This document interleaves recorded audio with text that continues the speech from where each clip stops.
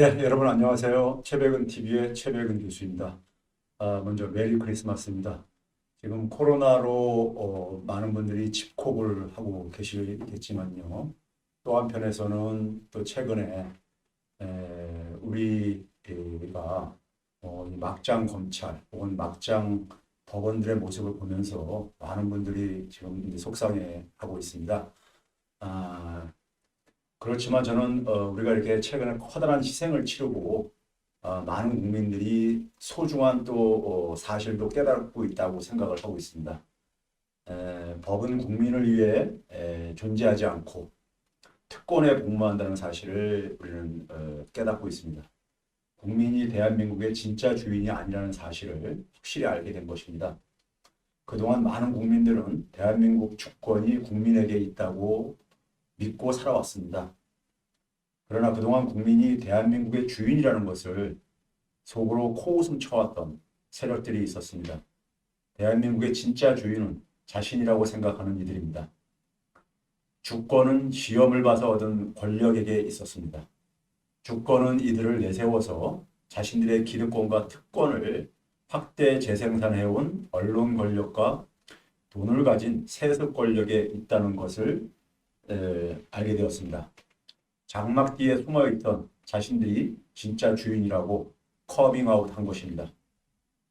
오래전부터 저는 대한민국의 수구층은 서구 사회와 달리 매판적 보수층이라고 얘기해왔습니다. 이들은 공적 자원을 혹은 심지어 국가의 운명조차 자신의 사적 이익을 축적하기 위해 수단으로 삼아왔습니다. 자신들의 부도덕함을 정당화시키기 위해 이들은 애당초 서양의 보수층과 같은 노블리스 오블리주를 가질 수가 없었습니다. 자신의 이익 침해를 받을 때는 종종 금수와 같은 모습을 드러내는 이유이기도 합니다. 국토가 짓밟히고 식민지와 분단 세상에서 살아오는 동안 대한민국의 수구층은 국가 권력을 자기 손안에 움켜쥐기 위해 능력주의로 포장을 한 시험을 봐서 얻은 권력을 만들어냈습니다. 판검사, 의사, 교수, 고위 관료 등등이 그것입니다. 그동안 일각에서 대통령만 바뀌었지 변한 게 없다는 말이 회자한 배경입니다. 국민이 주인 행세를 하기 시작하니까 자신들이 진짜 주인이고 국민들은 개돼지로 생각하는 검찰과 사법부, 언론과 의사, 종교, 고위공직자 등이 이심전심으로 정치를 하는 이유입니다. 반성의 태도가 없어 중형이 불가피하다며 피고는 무죄를 주장하고 다툴 이른바 무죄 추정 원칙이라고 하죠. 원칙이라는 헌법적 권리가 보장됨에도 불구하고 재판 중에 유죄를 인정하고 반성하라고 협박하는 판사를 우리 국민들은 목도했습니다. 1년 전만 해도 많은 국민은 사법부의 판결은 존중해야 한다고 생각했습니다. 그러나 이제 국민은 검사와 판사가 정치를 하고 있다는 사실을 알게 된 것입니다. 정치를 하는 검사와 판사의 기소와 판결은 절대 정의로울 수가 없고 절대 옳은 판결일 수가 없습니다. 무엇을 해야 할까요? 저는 무엇보다 좌절하지 말기를 부탁드립니다. 또 남 탓도 하지 마시기를 부탁드립니다. 그리고 제발 냉소적인 말로 상대방에게 상처를 주지 맙시다. 가짜 주인들이 원하는 것이 바로 진짜 주인들이 그렇게 파편화되는 것입니다. 수백 년간 뒤틀린 역사를 바로잡는 일입니다. 서로 격려하고 어깨동무합시다. 여기까지 그리고 지금까지 어떻게 왔습니까? 너무 많은 사람들의 희생을 치르고 세계가 주목하는 대한민국의 민주주의를 만들어 왔습니다. 돌아가는 길은 있어도 못 가는 길은 없습니다. 새해에 또 하나의 새로운 역사를 만듭시다. 무엇을 해야 하는지 국민들은 깨달았습니다. 민주당에 지랄지랄 좀 합시다. 첫째, 잘못된 법관 사찰 등의 책임을 물어 민주당은 윤석열의 탄핵을 추진해야 합니다. 둘째, 검찰은 기본적으로 정치검찰, 즉 검찰당이 주도할 수밖에 없는 조직이고 이들은 정치적 목적으로 먼지털이식 수사와 결과로 자신의 행위를 정당화하여 자신의 특권을 방어하는 조직임을 국민들이 분명히 알았습니다. 따라서 수사와 기소의 분리를 조속히 추진해야 합니다. 셋째, 시험 본 사람들, 이들을 국민들이 부릴 수 있는 제도 개혁을 해야 합니다. 구체적으로 시험 잘 본 사람이 입법에 참여할 수 없고 시험 잘 본 사람이 돈을 움켜쥐지 못하게 하는 제도 개혁이 필요합니다. 예를 들어 판검사 이후 변호사 개업을 금지시켜야 됩니다. 그래서 그냥 공무원으로 일반 공무원들처럼 평생 공무원으로 살아갈 마음으로 공직을 수행하게 해야 됩니다.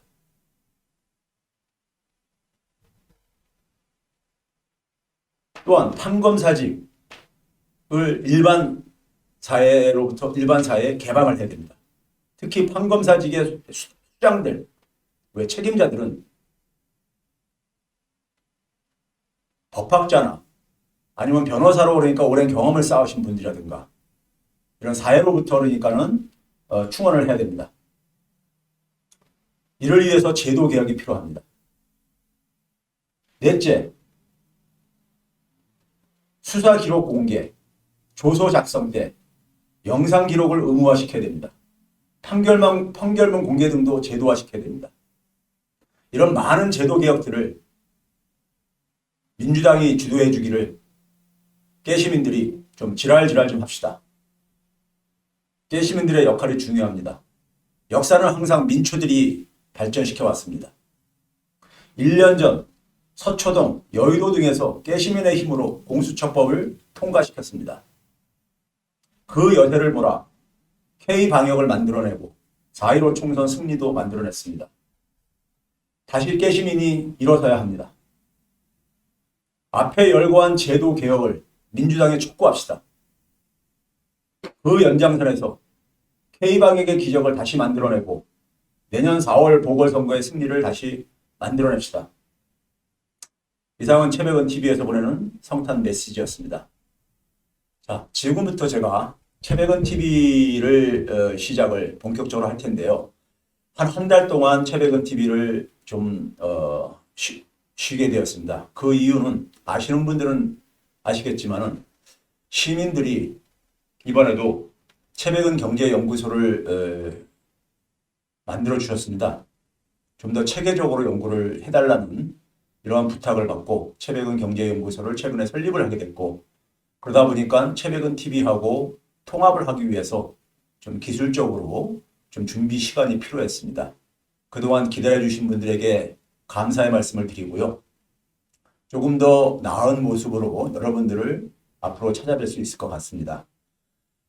최백은 경제연구소에 대해서도 많은 관심을 가져주시고요. 저희가 계속해서 작업한 결과물들을 가입을 하셔가지고 가입을 하시게 되면은, 회원으로 가입을 하시게 되면은 소식을 정기적으로 전해드릴 수가 있을 것입니다. 오늘은 제가 이 강연 주제를요, 미국 경제 양적 완화 함정에 빠질 것인가. 다시 최백은 TV를 시작하면서 어떠한 주제로 여러분들을 만날까 고민을 했습니다. 고민을 했는데 우리나라 경제하고도 무관하지 않고 또 아무래도 지금 전 세계를 주도하고 있는 것은 미국 경제다 보니까는 우리 주변 환경이 어떻게 돌아가고 있는지를 좀 이해할 필요가 있어서 미국 경제를 좀 이제 잡았는데 밑에 이제 부제목에 새로운 처음형 충격이라는 표현을 쓰고 있는데요. 지금 우리나라뿐만이 아니라 주요 선진 국가들도요, 지금 굉장히 많은 혼란에 빠져 있습니다. 혼란에 빠져 있습니다. 어떻게 보면은 인류 사회가 대전환이 지금 이루어지고 있는 이런 상황입니다. 그래서 제가 오늘 이제 말씀드리는 걸 통해서 여러분들이 미국 경제, 세계 경제가 어떠한 문제에 지금 우리가 직면해 있는가를 이해하는 시간을 좀 가질 수 있을 것 같습니다. 그리고 제가 올해 이제 저술했던 호모 엠파티쿠스가 온다. 저희 연구소에 회원 가입을 하면요. 제가 사인을 해가지고 좀 책도 좀, 모든 분들에게 다 보낼 수는 없겠지만은 좀, 가능한 분들에게 좀, 보내드리려고 하고 있습니다. 회원 가입도 많이 좀, 부탁드리도록 하고요. 자, 오늘 제가 이제 미국 경제를 처음을 이제 그러니까, 여는 화두를 자, 이 그림을 보시게 되면요. 이게 뭐냐면은 1980년부터 지난해까지요. 미국에서 기후재난으로 인해 가지고 발생한 피해인데 어떤 피해냐면요. 10억 달러 이상의 손실을 발생한 피해 숫자들입니다. 그러니까 지난 한 40년 동안에 1980년부터 2019년 한 40년이죠. 40년 동안에 263회의 기후재난 10억 달러 이상의 손실을 만든 피해가 발생을 했습니다. 이걸 연으로 나누게 되면 6.6K입니다. 6.6K고 비용은 그러니까 우리가 어느 정도 발생했느냐? 한 1조 8천억 달러 정도 발생했다 이겁니다. 해마다 한 445억 달러 정도가 피해가 발생을 했고요. 죽은 사람이 이 기후재난으로 인해서 죽은 사람들도 14,000명이 훨씬 넘습니다. 1년에 한 356명이 이 기후재난으로 죽었다는 건데요. 자, 이게 이제 지난 40년 동안의 이제 우리가 기록이고요. 자, 이걸 좀 그동안에 좀 세분해서 보게 되면요. 80년대 10년 동안에는 1년에 5.3회가, 아니 1년에 2.9회가 발생했습니다. 2.9회가요. 여기 보시게 되면은 29 밑에 2.9 per year라는 말이 나오죠. 80년대는 그러니까 29번의 그러니까 기후재난, 10억 달러 이상의 손실을 만든 기후재난이 29번이 발생을 했다는 얘기고 연 2.9회가 발생했다는 것입니다. 그런데 90년대 10년은 53회가 발생했습니다. 지금 뭐냐 80년대보다도 거의 2배는 안 된다 하더라도 상당히 많이 증가했죠. 연 5.3회가 발생했습니다. 90년대 10년은요. 자, 그 다음 우리가 2000년대 한번 봐볼게요. 2000년대 10년은 62회가 발생했습니다. 아까 90년대에는 아까 몇 번이요? 53회였었는데 그것보다 한 9회가 더 발생했다는 얘기죠. 그런데 지난 10년은 얼마가 발생했느냐? 119회가 발생했습니다. 1년에 한 12회 정도가 발생했습니다. 그러니까 갈수록 발생 횟수가 많아지고 있죠. 갈수록 발생 횟수가요. 자, 지난 5년만 보게 되면요. 69회고요. 지난 3년만 보면 44회. 그러니까 1년당 지난 5년 동안에는 14회 정도. 지난 3년 동안에는 한 15회 정도. 빈도수가 많아지고 있습니다. 올해는 그럼 어떠냐? 아직 1년 안 지났죠. 10월 7일까지 16번이 발생했습니다. 16번이요. 10억 달러 이상의 손실을 만든 기후재난이 16번 발생했습니다. 자, 이렇게 기후재난은 상당히 갈수록 발생 횟수가 많아지고 있는데 여기 한번 발생을 하게 되면은 대규모 피해를 일으키는데도 불구하고 우리는 여기에 대해서 근본적인 해법을 만들어내지 못하고 있죠. 그렇죠? 자, 앞으로 기후재난의 위기는 올해보다도 더 많이 발생할 것이고 피해 규모도 갈수록 커질 것입니다. 그런데 이걸 우리가 알고 있음에도 불구하고 여기에 대한 해결책을 단기간 내에 만들기가 어렵지요. 왜 그렇습니까? 기후재난은, 기후변화 문제는 소위 우리가 자연 생태계의 균형을 복원시키지 않는 이상에는 해결이 어려운 거죠. 근데 자연 생태계의 균형을 복원은 우리가 지난 200~300년 동안 살아왔던 산업 문명으로는 해결하기 어려운 과제죠. 단기간 내에. 그러다 보니까 그냥 속수무책으로 우리는 그냥 당하고 있는 것 뿐입니다. 자, 이러한 이제 그러니까 우리가 이러한 것들도 일종의 새로운 처음형 충격이 되는 것이고요. 반면에 우리가 또 하나 새로운 처음 충격은 어떤 걸 얘기할 수 있냐면요. 우리가 2008년도에 글로벌 금융위기를 겪었죠. 글로벌 금융위기는 누구도 대부분이 예측을 못했어요. 그런 일이 일어나리라고요. 일어날 걸 예상을 했으면 미리 대비를 좀 했을 텐데, 그렇죠? 그러니까 우리가 일어날 거를 예상하지 못해가지고 겪는 하나의 위기가 있고요. 일어날 거를 예상을 함에도 불구하고 대응책을 단기간 내에 만들 수 없어서 발생하는 새로운 초험형 충격도 있습니다. 자, 그럼 이런 이제 우리가 새로운 초험형 충격에 왜 우리가 이렇게 속수무책으로 당하고 있느냐 하는 것은요. 첫 번째는 우리가 그동안 살아왔던 수백 년간 살아오면서 축적한 지식이 있을 게 아닙니까? 이 지식을 가지고 결국은 우리는 미래를 예측을 하는 겁니다. 근데 예측이 안 된다는 것은 그 지식 체계가 설명력이 현실과 괴리가 존재하고 있다는 얘기죠. 대표적인 게 글로벌 금융위기라든가 A로 인해서 금융 시스템 붕괴 같은 게 바로 그러한 경우에 해당되겠고, 그 다음에 이제 예측은 가능한데, 그러니까 기후위기 같은 경우는 이제 예측은 가능하잖아요. 그렇죠? 그런데 단기간 내 대비가 불가능한 이런 것도 있습니다. 우리가 이런 것들을 지금 우리가 최근에 얘기하는 것이 그린 스완을 얘기를 합니다. 대표적으로요. 그러니까 블랙 스완은 많이 들어보셨죠? 소위 스완이라는 것은 백조라는 우리가 영어의 그 뜻이잖아요. 영어 말이잖아요. 근데 우리가 블랙 스완이라는 것은 검은색 백조라는 것은 사실 검은색이니까 백조는 좁은 경우죠. 한 번 일어나게 되면 대형 사건으로 발생할 수밖에 없기 때문에 글로벌 금융위기를 블랙 스완하다 많이 비교를 했었죠. 근데 이제 그린 스완을 얘기하고 있습니다. 기후 위기가 대규모 금융위기를 가져올 가능성이 높아져 가고 있다. 그런데 이거는 우리가 지금 예측을 하고 있어요. 예측을 하고 있는데 여기에 대해서 대응책을 지금 우리가 준비를 할 수 없죠. 왜? 대응책은 뭐겠습니까? 생태계 균형을 회복시켜야 되는 거예요. 생태계 균형을 회복한다는 거 필요성은 다들 인정합니다. 근데 단기간 내 생태계 균형을 회복하려면은 그동안 우리가 수백 년간 살아왔던 산업 문명 시스템을 근본적으로 바꾸지 않는 이상에는 쉽지 않은 일이란 말입니다. 그렇죠? 그러다 보니까는 속수무책으로 당하고 있는 것이고요. 문제는 이런 초험형 충격이 갈수록 빈도수가 많아지고 있다는 얘기입니다. 많아지고 있어요. 그럼 우리는 지금까지 우리가 살면서 가지고 있는 지식 체계나 우리가 지금까지 의존해왔던 시스템이나 제도는 거의 정지되어 있는데 안 바꾸고 있는데 현실은 계속해서 새로운 초험형 충격이 나타나는 현실로 자꾸만 가속화되고 있다는 얘기입니다.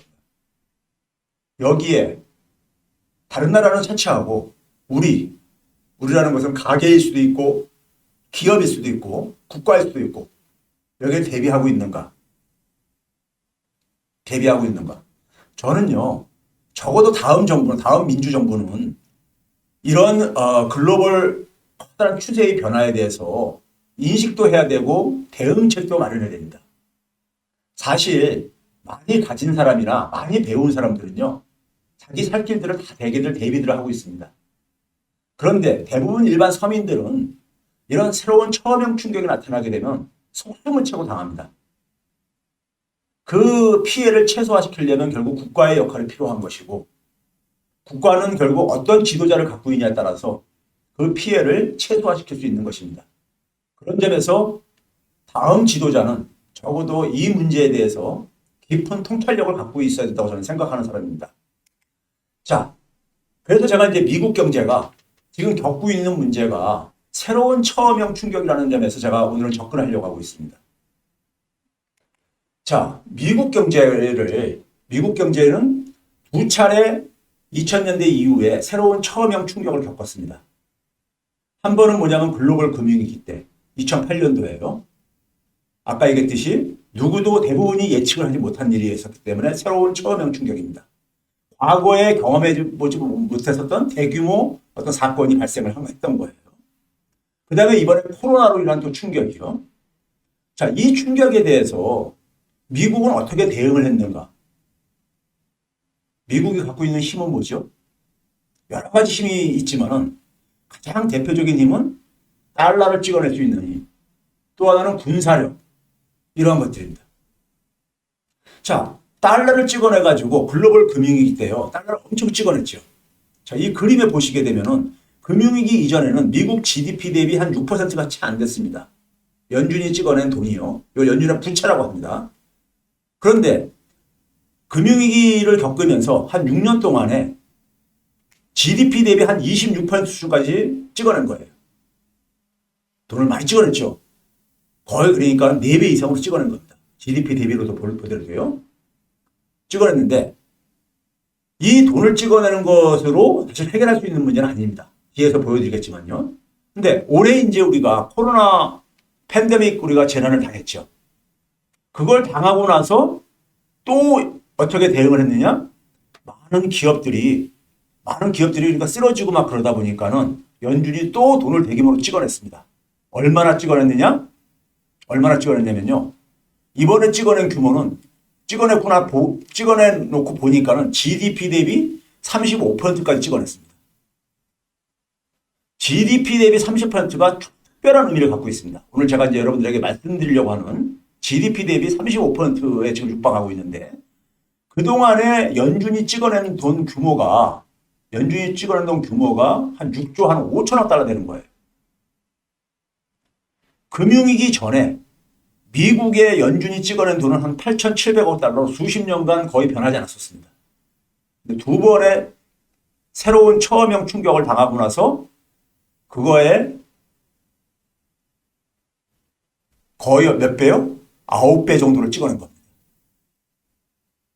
문제는 돈을 찍어낸다고 해서 해결이 안 되는 거예요. 지금 돈 이렇게만 찍었는데 미국의 코로나가 해결이 됐습니까? 안 되잖아요. 미국이 군사력 가지고 코로나 해결할 수 있습니까? 못 하잖아요. 기존의 미국이 가지고 있는 시스템이나 미국이 가지고 있는 힘을 가지고 지금 겪고 있는 새로운 처음형 충격은 해법이 되지 않고 있다는 얘기인 겁니다. 네? 이게 이제 큰 문제인 거예요. 미국이 갖고 있는 힘을 가지고 그걸 해결할 수 있으면 괜찮은데 돈 찍어내는 거 가지고 코로나를 해결할 수 있는 건 아니잖아요. 단지 뭐냐면 붕괴되는 거를 그냥 잠깐 연기하는 것 뿐이죠. 근본적인 해법이 아니죠. 쉽게 얘기하면은 좀 죄송한 표현이지만은 암에 걸린 환자한테 암 세포를 다 없애주고 해야지만이 건강이 회복될 텐데 암 환자는 굉장히 고통스럽잖아요. 통증에서요. 그래서 뭐 진통제를 놔주죠. 몰핀성. 네? 잠깐요. 근데 그 몰핀성 진통제가 해법은 아니잖아요. 그렇죠? 그런 것처럼 지금 미국이 이렇게 돈을 찍어내는 것은 결국 해법이 될 수 없습니다. 근데 돈을 갈수록 찍어내는 속도가 빨라지고 있다는 얘기인 겁니다. 금융위기 때 찍어낸 돈을 해주도 못한 상태 속에서 또 새로운 돈을 좀 찍어내야 되는 이런 상황이요. 자, 이거 갖는 의미를 아까 좀 잘 좀 봐주세요. GDP 대비 한 35%까지 지금 올라왔어요. 금융위기 전에는 그러니까 GDP 대비 6%도 안 됐었어요. 근데 한 35%까지 올라갔다는 얘기입니다. 지난 한 12년 사이에요. 자, 연준이 그러니까 이 돈을 찍어가지고 문제는요. 금융위기 때는 얼마 찍어냈냐면 6년간요. 3조 6천억 달러 찍어냈어요. 3조 6천억 달러요. 그 돈을 찍어낸 덕분에 그 돈이 필요로 하는 사람한테는 돌아가지 않고 되게 자산 시장으로 가다 보니까 주식 가치가 어느 정도 올랐냐면요. 한 6조 7천억 달러만큼을 주식 가치를 끌어올렸어요. 금융위기 이후에는요. 돈을 그러니까 한 3조 6천억 달러 찍어내가지고요. 그런데 올해 코로나 재난 이후에 연준이 추가로 찍어낸 돈이 한 3조 2천억 달러. 금융위기 때랑 거의 비슷하죠. 좀 있으면 이제 거의 같아질 겁니다. 계속 찍어내고 있으니까요. 그런데 주식 가치는 폭락한 것을 그냥 회복시켰을 뿐이지 더 주식 가치를 올리지 못하고 있어요. 문제는요. 미국의 과거 금융위기 때 찍어낸 달러가 이번에는 그러니까 비슷한 규모로 달러를 찍어냈는데 주식 가치를 과거처럼 끌어올리지도 못하고 있다는 얘기인 겁니다. 그래서 제가 위기는 같은 내용과 같은 형식으로 반복되지 않는다. 그런 겁니다. 미래의 위기는 과거와는 다른 방식으로 다른 내용으로 온다는 겁니다. 이거를 이해를 하셔야지만이 우리는 그러니까 과거와 똑같은 방식으로 잠깐만 대응을 하려고 해요. 관성적으로요. 네? 근데 문제는 그게 해법이 아니라는 것을 지금 저는 말씀드리는 거고요. 그게 이제 이 새로운 처음형 충격의 특징입니다. 자, 두 차례 새로운 처음형 충격으로 미국의 국가 채무가 얼마나 증가한지 아세요? 금융위기 이전에는 한 60%대에서 장기간 60%대에서 이렇게 일정했잖아요. 60% 안팎에서요. GDP 대비요. 근데 금융위기 터지고 나서 얼마까지 올라갔느냐? 105%까지 올라갔습니다. GDP 대비요. 미국 국가 채무가요. 우리 한 43% 정도 있는 거. 그거하고 비교해 보세요. 근데 이번에 코로나19가 터지고 난 다음에 1년 동안에 얼마가 증가했느냐? 한 105% 있던 것이 130%까지 올라갔어요, 지금. 이 130%가 뭘 의미하냐면요.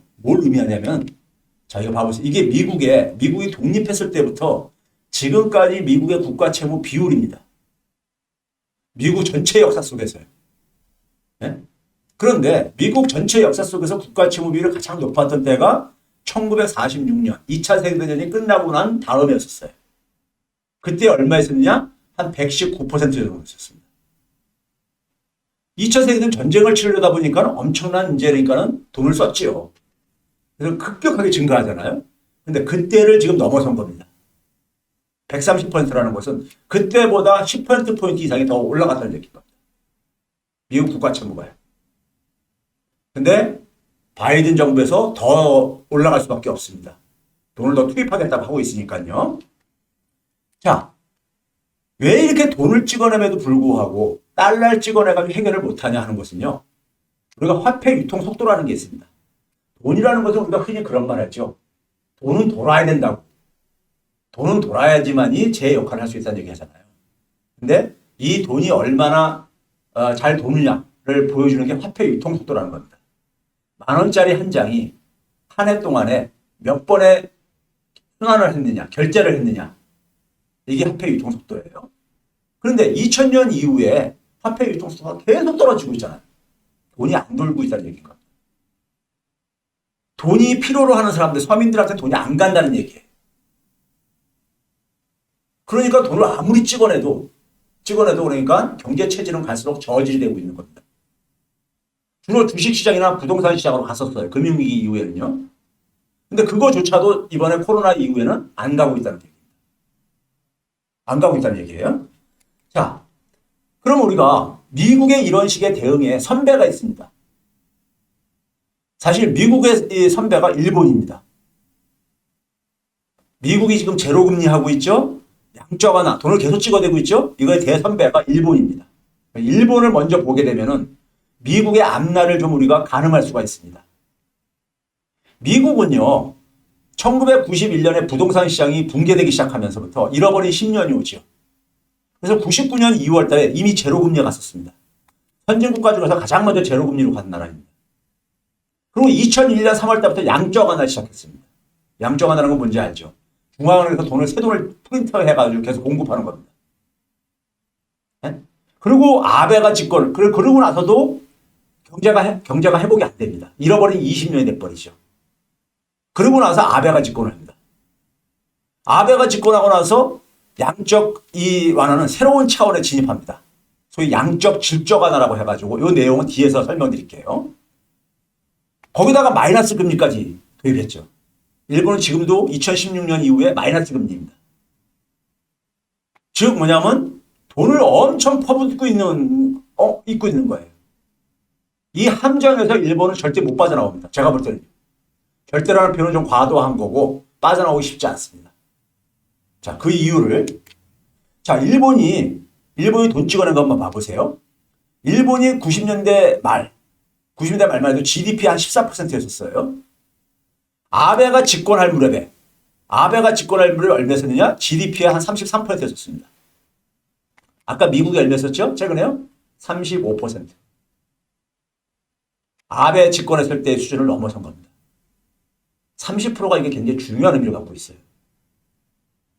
그러니까 그 아베가 집권이 2012년 말에 총선에서 승리해가지고 박근혜 정부가 똑같이 출발합니다. 그래가지고 돈을 찍어낸 걸 봐보세요. 그냥 하늘로 피는지 모르고 치솟아 올라가죠. 아베가 집권할 무렵에 한 33%가 조금 안 됐는데 지금 얼마냐? 130%가 넘었습니다. GDP 대비요. 미국이 아까 얼마? 35% 정도예요. 미국이 이 아베노믹스 초입을 지금 이미 돌파했다는 얘기인 겁니다. 그래서 굉장히 중요한 의미를 갖고 있고 미국이 양적 완화의 함정에 빠질 가능성이 굉장히 높다고 저는 보고 있습니다.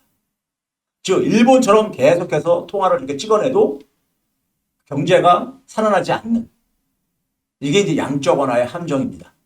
자, 이제 구체적으로 볼게요. 일본이 91년도에 89년 말부터 니케이 지수가 주가가 폭락을 하기 시작하고요.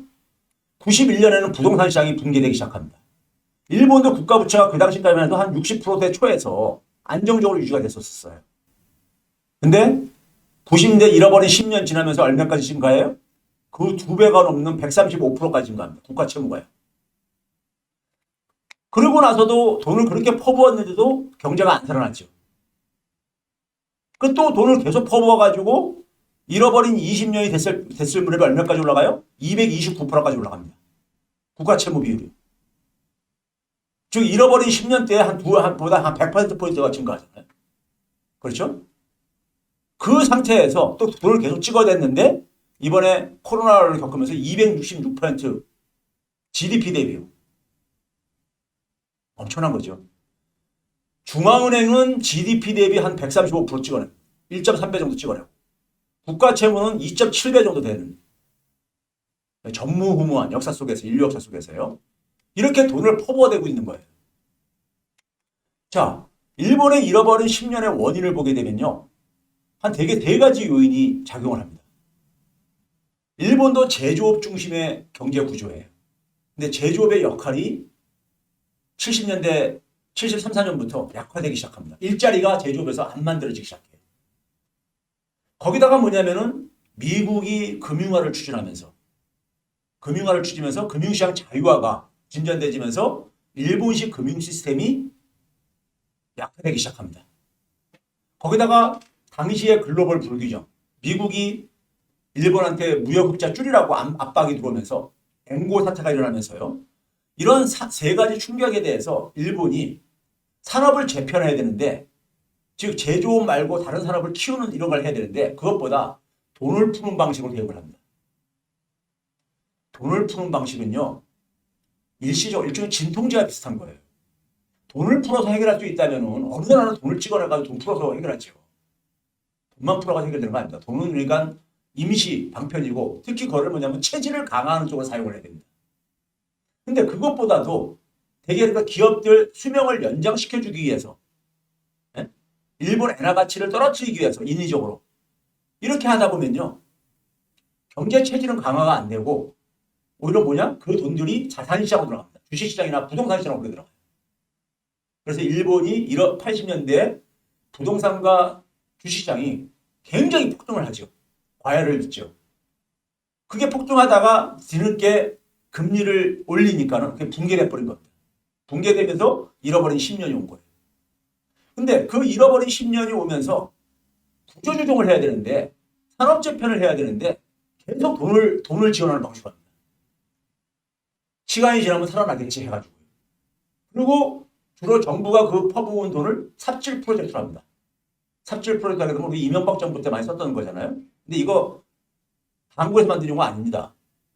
월드뱅크라고 세계은행에서 이게 만든 말이에요. 국가가 돈을 투입할 때 선진국가 같은 경우는 이게 영어로 샤블 레디 프로젝트. 이거 우리말로 번역하면 삽질 프로젝트예요. 샤블이라는 게 삽이잖아요. 부삽이요. 예? 삽질 프로젝트보다 버틀렉 프로젝트라고 해서 병목을 제거된다. 기업이 투자에 장애가 되는 요인을 제거하는 그러한 프로젝트를 해야 된다. 이렇게 얘기를 하는데 삽질 프로젝트를 한 거예요. 그러다 보니까는 일본의 이게 이제 제조업의 일자리가 줄어드는 속도입니다. 일본의 국가 채무, 일본은 우리가 흔히 토공국가라고 합니다. 토공국가. 일본의 국가 부채가 급증을 하는데 90년대 이후에 급증하는데 되게 밑에 검은색이 뭐냐면은 이자 갚는 거예요. 정부가 채무를 주고 있으면 이자 갚아야 되는 그거고요. 위에 회색 부분이 뭐냐? 건설국채, SOC, 뭐 이런 건설, 토건. 그래서 일본의 자민당은 건설업자들하고 유착, 정경유착이 굉장히 심각합니다. 네? 토건국가라고 하죠. 우리나라 지금 부동산에 그러니까 우리가 이 인질 잡혀 있는 거, 네? 이것도 우리가 굉장히 주목해야 될 부분인 겁니다. 그래서 경제 성장률이 보게 되면요. 경제 성장률이 보게 되면 60, 70대 초까지만 하더라도 연평균 두 자릿수로 성장했었어요. 일본이요. 그러다 갑자기 4%뚝 떨어지죠. 7, 80년대에. 그리고 90대 가게 되면 성장률이 사실상 멈추는 시기입니다. 성장 중단 시기예요. 저 90년대부터 지금 30년 동안에 일본은 잃어버린 30년이 진행되고 있는 겁니다. 이게 일본의 양적 완화 함정의 결과물입니다. 구조조정을 뒤늦게 이제 잃어버린 10년을 지나고 나서 구조조정을 하려고 합니다. 그래서 1999년에 산업활력재생특별조치법이라고 해가지고 기업 산업별 인수합병 통폐합, 즉 군살 빼는 거죠. 우리 사람으로 간다면 사람이 우리가 막 생활을 막 해가지고 패스트푸드를 먹고 운동도 안 하고 하게 되면은 우리가 살도 찌고 그러다 보면 당뇨가 걸릴 수도 있고 예? 건강이 나빠지죠. 건강을 회복하려면 어떻게 되겠습니까? 살을 빼고 살만 빼가지고는 건강이 회복이 안 되시죠. 그리고 살만 빼게 되면 힘이 없습니다. 건강을 회복하려면 좀 건강식으로 음식 습관도 바꿔야 되고 운동도 하고 근육도 만들고 그래야 되잖아요. 그렇죠? 즉 새로운 산업을 성장 사업을 만들어내야 됩니다. 기존에 우리가 성장성이 없고 수익성이 없는 사업은 정리를 하되 그래서 일본은 기존의 성장성 없고 수익성이 없는 사업을 정리하기 위해서 산업활력재생특별조치법이라는 걸 99년에 제정하고요. 다른 한편에서는 창조산업 육성을 합니다. 이게 박근혜 정부 때 똑같이 반복을 하죠. 박근혜 정부가 한 게 기업활력특별촉진법이라고 해가지고 원샷법이라고 해가지고 여러분 기억나실지 모르겠어요. 2015년도에 그걸 하고 박근혜 정부 때 창조경제 육성하잖아요. 이거 똑같이 이거 갖다가 수입해다 한 거예요. 문제는 뭐냐면 일본이 이거 처참하게 실패합니다. 일본이 성공했으면은 박근혜 정부가 그나마 모방을 해가지고 좀 성과를 만들어냈을 텐데 박근혜 정부 창조경제가 성과가 없죠. 산업구조정도 성과가 없죠. 그 이유가 그렇습니다. 그러니까 이게 이제니까 처참하게 실패하면서 잃어버린 20년이 된 거예요.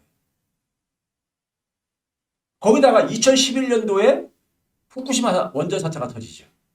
일본은 굉장히 2012년에 우울한 사회가 됩니다. 경제도 잃어버린 20년이 진행되고 후쿠시마 원전 사태로 사회가 우울하죠. 사람들이요. 그런 상황 속에서 소위 말해서 아베처럼 포퓰리즘을 얘기하는 아베 정권이 다시 복구가 된 이유가 여기에 있습니다. 아베는 그거를 가지고 소위 아베 정권은 일본 자민당이 보수 정권이지만 그 내부에서도 극우 세력들입니다. 소위 군국주의에 대한 향수를 가지고 있는 한반도에 대한 우리가 과거 한반도 식민지를 했었던 것에 대한 향수를 가지고 있는 집단이잖아요. 이런 극우 세력이 집권을 하게 된 겁니다. 자, 그래서 창조산업 육성이 얼마나 실패했냐면요. 이거 한번 봐보세요. 빨간 박스가 매출액에서 창조산업과 관련된 건데 저기 봐보세요. 1999년부터 2011년까지 다 마이너스 행진을 하잖아요. 빨간 선이요. 고용도 일자리도 창조산업과 관련된 게 다 마이너스잖아요. 제조업과 관련된 창조산업은 마이너스 50% 안팎이 됩니다. 기업체 숫자도 마찬가지죠. 빨간색 선이요. 이거 일본 정부의 보고서입니다. 일본 정부의 보고서예요. 네? 일본 창조산업이 육성에 성공했으면요. 일본 경제 살아났죠. 저기 실패했기 때문에 일본 경제가 지금 잃어버린 30년 되는 겁니다. 그러면서 일본은 세계 시장 점유율이 계속 하락합니다. 제조업 경쟁력도 약해지고요. 3%대가 떨어졌어요. 우리나라랑 같은 3%대입니다. 일본이 한때는 세계 시장의 10%를 차지했던 나라예요. 지금 세계 시장 점유율이 10%가 되는 나라가 미국하고 중국뿐이 없어요. 근데 일본이 한때 그랬었어요. 저렇게 몰락했습니다. 일본이 잃어버린 20년이 된 거예요. 2012년에. 이게 밑에 있는, 가장 밑에 있는 누워있는 게 일본입니다. 그 위에는 다른 선진 국가들이고요. 이 상황에서 아베가 집권한 거예요. 아베는 어떻게 했느냐? 아베노미스는 처음부터 실패가 예고됐던 겁니다. 이건 지속이 불가능한 마약성 처방이에요. 아까 얘기했듯이 암 환자한테 암세포를 그러니까 이렇게 제거해주기보다는 진통제를 계속 놓은 거예요. 몰핀을요. 아베노미스는 뭐냐면요. 이겁니다. 대규모로 돈을 찍어내겠다 이거예요. 돈을 찍어내면 일본의 돈 가치가 떨어질 게 아닙니까? 일본의 돈 가치가 떨어뜨리게 되면은 일본의 수출이 그만큼 증가하겠죠. 일본 상품 가격이 싸지는 거니까요. 그러면 기업들이 돈을 많이 번다 이거예요. 기업들이 돈을 많이 벌면은 투자도 늘릴 거고 일자리도 우리 고용도 증가시킬 게 아니냐. 그렇게 되면은 고용을 많이 늘리게 되면 임금도 증가할 게 아니냐. 임금이 증가하면 가계가 수입이 증가하니까 소비도 증가시킬 게 아니냐. 소비를 증가시키게 되면은 세금, 부가가치세도 많이 거칠 테니까는 세금도 많이 거둘 수 있을 테니까 그럼 국가 부채도 줄어들 게 아니냐. 뭐 이런 시나리오예요. 그렇게 보이죠. 그런데 어디서부터 작동하느냐. 기업 수익까지 증가합니다. 그런데 투자와 고용 증가로 이어지지 않아요. 그 이유는 이게 만약에 가능하다면요. 어느 나라나 중앙은행에서 돈을 대규모로 찍어내면은 어느 나라나 경제가 그러니까 일자리 증가하고 기업 투자 증가하고 다 그럴 수 있다는 얘기예요. 네? 돈만 찍어내면요. 이거는 기본적으로 이거는 불가능한 겁니다. 자, 일본의 이 아베노미스가 자, 봐보세요. 수출이 보게 되면요. 지난해 일본의 수출이 77조 엔이었습니다. 76.9조 엔이요. 그렇죠? 근데 이게 금융위기 이전에 얼마였느냐? 한 84조 엔 정도 됐었습니다. 그러니까 금융위기 이전 수출도 회복이 안 된 거예요. 아베는 자랑을 합니다. 자기가 집권하기 전에 64조 엔이었었는데 이걸 한 82조 엔까지 끌어올리지 않았느냐 해요. 자, 그런데 문제는요. 이게 일본 돈으로 이렇게 증가된 겁니다. 일본 돈 N으로 기준으로 달러로 한번 봐보세요. 달러로 보게 되면 2011년, 12년 아베가 집권하기 전이죠. 네? 이때가 9천억 달러가 넘었는데 똑같잖아요. 거의. 이거 왜 그런지 아세요? 여러분 현대자동차가 자동차 한 대를 만들어가지고 3만 달러에 수출을 하고 있어요. 한 대 3만 달러예요. 그런데 1달러당 만약에 1,000원일 때 3만 달러를 받고 만약에 수출을 한다는 얘기는 얼마일까요? 한 대 팔면은 현대한테는 얼마가 들어온다는 얘기죠? 3만 달러 곱하기 1,000원을 하게 되면 3천만 원이 들어오는 겁니다. 한 대를 팔게 되면요. 그런데 1달러당 만약에 2,000원이 된다고 해보세요. 근데 3만 달러 그냥 팔고 있어요. 그럼 얼마가 들어옵니까? 3만 달러 곱하기 2,000원에서 6천만 원이 들어오는 겁니다. 즉 한국 돈 가치를 떨어뜨리게 되면 기업이 돈은 벌어요. 돈은 버는데 그렇다고 해가지고 상품의 수출 물량이 증가하는 건 아니에요. 네? 물량이. 그러다 보니까는 기업 입장에서 어떻게 하겠습니까요? 아까 우리가 아베노미스 보게 되면은 수출이 증가하고 기업 수익이 증가한다. 수출이 엔화 가치로는 증가해요. 그래서 기업도 돈이 더 많이 들어오죠. 그런데 기업 입장 속에서 물량이 더 많이 팔리는 게 아니다 보니까 더 많이 생산할 필요가 없잖아요. 그러니까 당연히 투자를 안 하죠. 일자리도 더 고용도 더 늘릴 필요 없죠. 물건을 더 만들 이유가 있어야지만이 생산을 더 늘릴 이유가 있어야지만이 투자도 하고 고용도 증가시킬 게 아니에요. 그런데 물건이 많이 팔아서 수출이 증가한 게 아니라 돈 가치를 떨어뜨려가지고 수출을 증가시킨 거예요. 그러니까 똑같이 우리가 해서 1억 달러를 만약에 우리가 수출을 했는데 1달러당 1,000원일 때는 얼마입니까? 1,000억 원만큼 수출을 한 거예요. 근데 1달러당 만약에 2,000원, 우리나라 돈 가치가 2분의 1 떨어졌어요. 그러면 2,000억 원이 수출액이 잡히는 거예요. 우리나라 돈으로는요. 그러니까 우리나라 돈 단위로는 수출이 2배가 되는 거죠. 근데 물량은 똑같은 거예요. 똑같은 상태 속에서요. 이게 그러니까 아베노미스가 그러니까는 여기 투자와 고용 증가부터 안 이루어진 거예요. 여기서부터. 자, 그래서 특히 뭐냐면은 수출은 상품과 서비스로 나눠지는데 상품 수출액이 오히려 떨어졌죠. 일본의 제조업 제품이 굉장히 경쟁력이 상실했습니다. 그래서 아베가 집권할 무렵에 파이낸셜 타임스에서 이런 아주 혹평을 합니다. 아베노미스가 돈을 대규모로 찍어가지고 일본의 수출을 증가시키겠다고 하니까는 뭐라고 얘기하는지 아세요? 세계 시장에서 소니가 만든 그러니까 우리가 스마트폰하고 한국의 삼성전자가 만든 갤럭시 폰하고 할 때 갤럭시 폰이 소니가 만든 스마트폰보다 더 많이 팔리는 이유는 삼성의 갤럭시 폰이 소니의 스마트폰보다 싸서 많이 팔리는 게 아니다. 소니의 스마트폰이 매력이 없기 때문에 그렇다. 상품으로서 경쟁력이 없기 때문에 안 팔리는 거다. 제품의 경쟁력이 없는데 가격을 낮춘다고 해서 그게 팔릴 거냐? 우리가 애플의 아이폰이 가격이 싸다고 해서 잘 팔리는 거예요? 아니잖아요. 제품의 매력이 해서 그런 거잖아요. 그렇게 조롱을 합니다.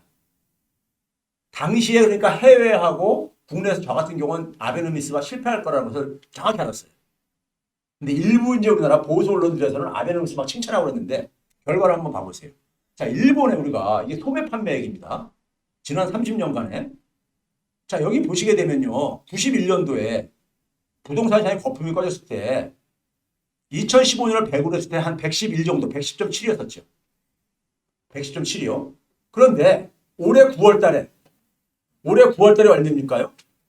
올해 9월 달에 소매 판매액이요? 101. 지난 30년 전보다 오히려 한 10%가 더 떨어졌어요. 소비가요. 일본의 소비가. 30년간이요. 자, 일본의 제조업 생산액 보세요. 91년도에 110이었었어요. 근데 2019년에 101. 거의 10% 하락했잖아요. 지난 30년간의 소비와 생산이 증가하지가 않은 사회예요. 일본 경제가요. 네? 전체 산업 생산도 봐보세요. 91년에 107.5였었는데 지난해 4분기에 말에 97.9. 올해 코로나로 더 많이 떨어졌죠. 근데 코로나 빼고라도 어쨌든 거의 한 10% 떨어졌잖아요. 10 정도 떨어졌잖아요. 그렇죠? 107.5에서 97.9니까요. 지난 30년 동안에 일본은 소비와 생산이 멈췄을 뿐만 아니라 오히려 떨어진 사회예요. 그래서 여러분들 지난 30년 동안 일본 경제가 저러다 보니까는 일본의 젊은 세대들 20대를 사토리 세대라고 합니다. 사토리가 뭐냐면요. 한자로 하면 득도, 돈을 터득한 세대다 이렇게 표현해요. 91년에 태어난 애들이 지금 몇 세입니까? 91년에 태어난 애들이 29살이잖아요. 이 만으로요. 99년에 태어난 애들이 몇 살이에요? 21살입니다. 네? 2000년에 태어난 애들이 20살이고요. 90년대생들이 딱 20대인 거예요. 근데 걔네들을 가지고 사토리 세대라고 합니다. 일본의 아베 같은 60 넘은 이런 사람들이 꼰대 소리를 많이 해요. 일본의 20대들이 패기가 없다 이런 얘기를 많이 하고. 그걸 꼰대 소리라고 하죠. 젊은 사람들은요. 근데 왜 사토리 세대가 무슨 뜻이냐면요. 득도하게 되면 되게 뭡니까? 어떤 물욕이 없어지잖아요.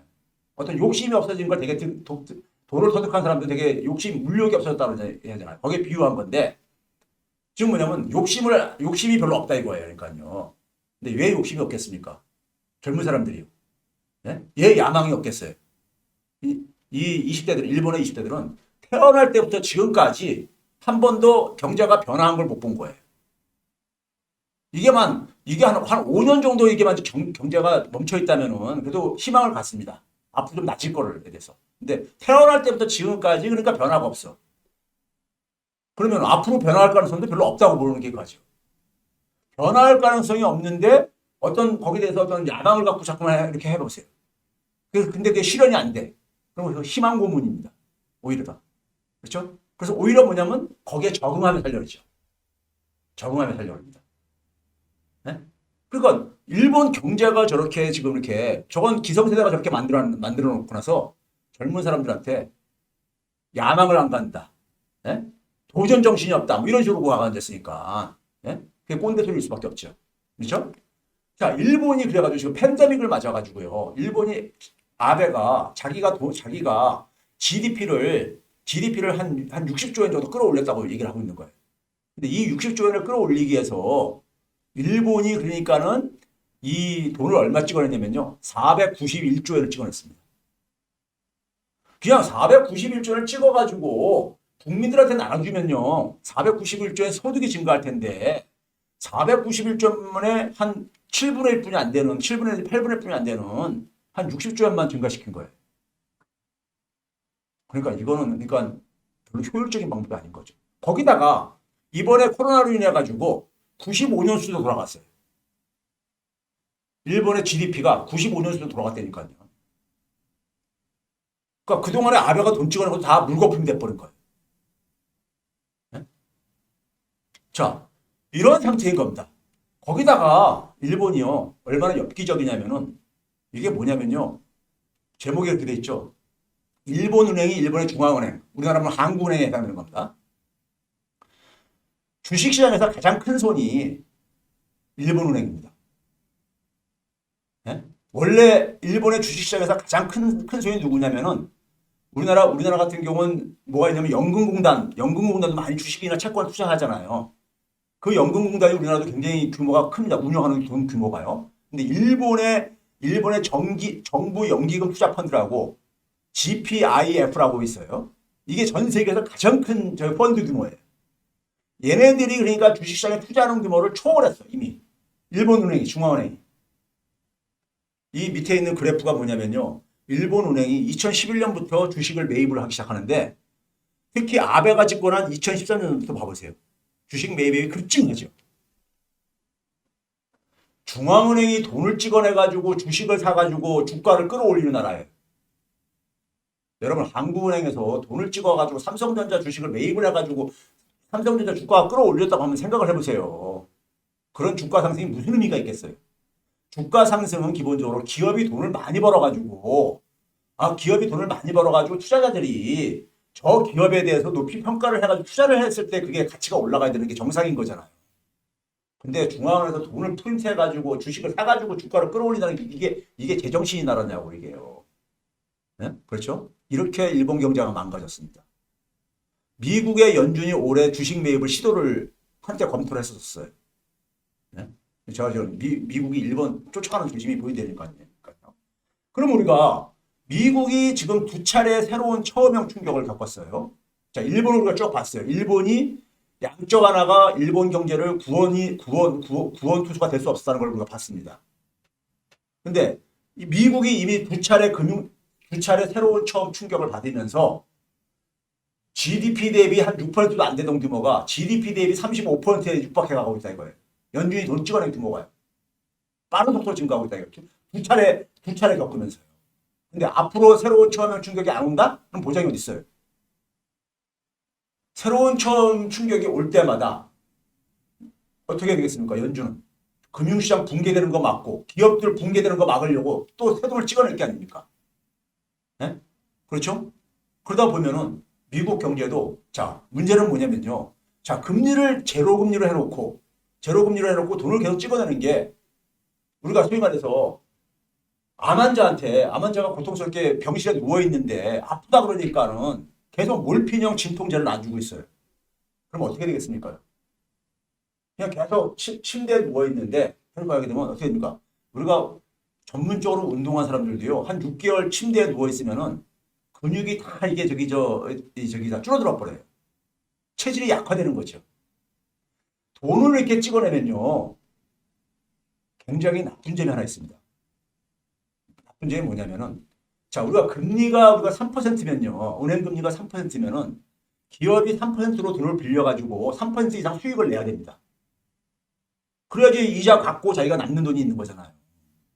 근데 금리가 0%면은 수익을 하나도 못 내도 버틸 수 있다는 얘기예요. 지금 뭡니까? 수익성이 낮은 기업들, 돈을 못 버는 기업들, 흔히 우리가 좀비 기업이라고 하죠. 좀비 기업들의 수명을 연장시킵니다. 좀비 기업들의 수명이 연장되게 되면 경제 전체적으로 수익성이 떨어지고요. 생산성이 떨어지는 것을 의미하는 것이고 그러면 성장률이 둔화됩니다. 성장률이 둔화되게 되면 또 금리를 못 올리죠. 자, 그걸 구체적으로 보여드릴게요. 자, 미국이 글로벌 금융위기를 맞고 나가지고 성장률이요. 반토막이 됐어요. 금융위기 이전에 연평균 3.3%였는데 1.7%예요. 한 번 KO 번째 하나 맞은 거예요. 새로운 초연형 충격이라고 해서 그걸로 반토막이 닿겠다고. 코로나로 딱 맞히고 됐어요. 마이너스로 곤두박질 쳤잖아요. 이런 거예요. 한 번씩 맞을 때마다. 네? 한 번씩 맞을 때마다요. 자, 그런 상황 속에서 새로운 경향이 지금 생기고 있습니다. 새로운 경향이. 뭐냐면은 자, 우리가 그동안의 금융위기의 원인을 가장 중요한 금융위기 원인을 소득 불평등으로 봤어요. 학자들이 얘기를 합니다. 제 얘기가 아니라 미국 학자들이 그렇게 얘기를 해요. 그런데 여기 제가 동그라미처럼 빨간색 동그라미처럼 봐보세요. 이게 뭐냐면은 최근에 보게 된 지난 몇 년 사이에 이게 상위 1%의 소득 비중인데요. 증가 안 하고 있죠. 증가 안 하고 있죠. 상위 1%에. 파란색으로 되는 게 이렇게 보게 되면 크게 안 증가하고 있잖아요. 과거처럼요. 그렇죠? 그러면 소득 불평등이 저게 안 되는 건가? 이렇게 생각할 수 있잖아요. 근데 반전이 있습니다. 이것도 상위 1% 소득 비중이 마찬가지로 이것도 안 증가하고 있잖아요. 검은색 동그라미 선 보게 되면요. 그렇죠? 자, 그런데 문제는요. 자, 이거 봐보세요. 이게 뭐냐면은, 자, 여기 빨간색 선이 있죠. 빨간색 선이 뭐냐면은, 이게 그러니까 이 중간에 위에 부분에 보게 되면 에버리지 그로스, 평균 성장률이라고 해가지고, 2차 세계대전 이후부터 80년까지 2.0%가 성장률이었었어요. 근데 밑에서는 80년대 이후에는 1.4%였었어요. 근데 그때 소득 계층별로 보게 되면 이 X축에 있는 수치가 뭐냐면은 소득 계층별 저거예요. 그런데 쭉 보게 되면은 한 85%까지는 평균 성장률보다 낮게 진행됐다는 얘기예요. 이 수평선보다 밑에 있으니까요. 그러다 85% 지나면서 조금 올라가는데 문제는 뭐냐면 마지막 부분에서 확 올라가죠. 수직적으로 올라가죠. 마지막 부분이 누구예요? 상위 0.001%. 상위 0.001%만한테만 소득이 집중된다는 얘기예요. 새로운 경향입니다. 우리가 흔히 말해서 99대 1대 99의 4, 99 4를 얘기했었잖아요. 근데 그걸 이미 넘어서 버렸어. 상위 0.001%만 돈을 엄청나게 벌고 있는 거야. 네? 그러니까 1%부터 0.001%는 별로 돈을 그렇게 많이 못 버는 거예요. 부의 초집중이 일어나는 겁니다. 부의 초집중이. 네? 자, 이것도 봐보세요. 상위 0.1%만 보더라도, 아까 1% 봤는데 상위 0.1%도 뭐 안 오르고 있잖아요. 최근에요. 네? 안 오르고 있잖아요. 그러면 소득 불평등이 개선된 건가 보니까는 아니란 얘기예요. 0.001%는 엄청나게 벌고 있더라 이거예요. 네? 자, 이거 보세요. 극소수에게 상위 0.00001%를 보니까 자산 비중을 보니까 그쪽은 계속 증가하고 앉아있어. 부가 초집중되는 겁니다. 과거하고는 비교가 안 될 정도로. 금융위기 이전에는 상위 1% 이상이 그러니까 상위 1% 들면은 그래도 돈을 많이 벌고 했었는데 이제 그게 아니라 상위 0.01% 상위 0.0001% 이거라 이거예요. 얘네들만 소위 말해서 수백 명만 돈 벌고 있다는 얘기예요. 부의 초집중이 일어나고 있는 겁니다. 네? 부의 초집중이요. 여기 보세요. 맨 오른쪽에 탑 400 상위 400명 상위 400명만이 여기 보시게 되면 이게 이 상위 400명인데 이게 뭐냐면 세율인데요. 세금을 얼마 내느냐 보게 되면요. 떨어지고 앉아있잖아. 오히려 세금도 적게 내고 앉아있어. 그래서 여러분들 워렌 버핏이라고 있잖아요. 미국에요. 부자 중에 하나인 워렌 버핏이 뭐라 그러냐면은 자기 사무실에 청소를 해주는 흑인 아주머니 예? 매일 저기 쓰레기통 치우고 와서 저기 유리 닦아주고 이제 유리창 닦아주는 이 청소부 아줌마가 자기보다 소득세율이 더 높다. 이거는 비정상적이다. 자기 같은 사람한테 돈 많이 버는 사람한테 세금을 많이 부과시켰다. 이런 얘기를 워렌 버핏이 해가지고 유명을 했잖아요. 부자들이 세금을 너무 안 낸다. 이게 실제로 그잖아요. 상위 400명이 저기 나머지 층들보다 더 적게 내고 앉았잖아요. 검은색 굵은 이 점이 그겁니다. 네? 돈은 엄청 버는데 상위 400명이 세금은 더 적게 내고 앉았다 이거예요. 세율은요. 네? 자, 이게 왜 그러냐면요. 미국 산업계가 지각 변동 중입니다. 제조업은 쇠퇴하고 우리가 흔히 아는 가파라고 해서 구글이니 애플이니 페이스북이니 예? 그다음에 무슨 뭐죠 우리가 아마존이니 뭐 이런 기업들이요. 이런 것들을 우리가 이제 그러니까는 소위 말해서 디지털 플랫폼 사업들이라고 그러죠. 얘네들이 이제 등장을 하고 있어요. 얘네들이 등장하고 있는데 시간 관계상으로요. 얘네들의 이제 이 특성은 이제 뒤에 시간 남으면 좀 말씀드리고요. 얘네들이 등장을 하면서 뭐냐면은 완전히 승자 독식 이런 시장 구조가 되고 있어요. 한 사람이 다 먹는 거예요. 네? 다 먹는 거예요. 그래서 여러분들 상장 주식가치 미국의 상장된 기업의 주식가치 중에서 5개 기업 애플, 구글, 아마존, 마이크로소프트, 페이스북 얘네들이 미국 전체 주식이에요. 21% 차지해요. 주가에. 네? 이게 말이 되는 얘기입니까? 네? 5개 기업이 미국의 상장 기업들의 이 숫자가 수천 개나 되는데 이 5개가 그러니까 전체 미국 기업 주가의 21% 차지한다니까요. 지금요. 그러니까 소수가 다 먹고 앉아 있는 거예요. 그러니까요. 네? 그럼 이 플랫폼 사업 모델이 미국 경제를 구원할 것인가? 네? 새로운 게 이렇게 부상했는데 자 그걸 한번 볼게요. 얘네들을 가면서 시장은 아주 그냥 집중도가 이게 뭐냐면요. 이게 무슨 지표냐면은 우리가 흔히 시장이 경쟁적일 때 그러니까 우리가 이 가격을 여기 이제 우리가 일루가 일값 100으로 이렇게 딱 했을 때 그 경쟁적일 때보다 가격이 그러니까 더 높게 책정할 수 있는 게 시장의 집중도를 얘기하는데 상위 10% 기업들이 갈수록 그러니까는 경쟁적인 시장에서의 가격보다 더 높게 그 바로 뭐냐면 독점도가 시장의 독점력을 그러니까 굉장히 강하게 커지고 있다는 얘기예요. 그죠? 2000년대 이후에요. 이런 기업들이 등장하면서요. 자, 그런데 여러분들 이거 보시게 되면요.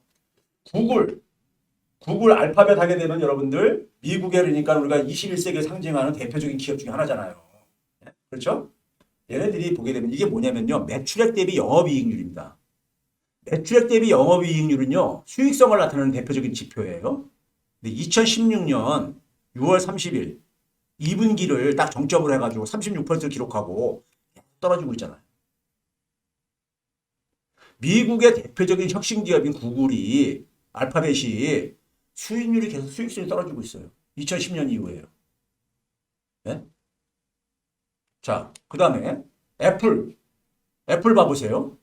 애플도 2012년 1분기 3월 달에 36%를 기록하고요. 영업이익률이 24%가 쭉 떨어지고 있잖아요. 올해 3분기까지요. 이게 대표적인 수익성을 나타내는 지표 중 하나입니다. 영업이익률이라는 것이요. 매출액 중에서 영업이익이 차지하는 비중을 얘기하는 거거든요. 지난 10년 동안에 구글과 애플 같은 미국을 상징하는 기업이 수익성이 떨어지는 거.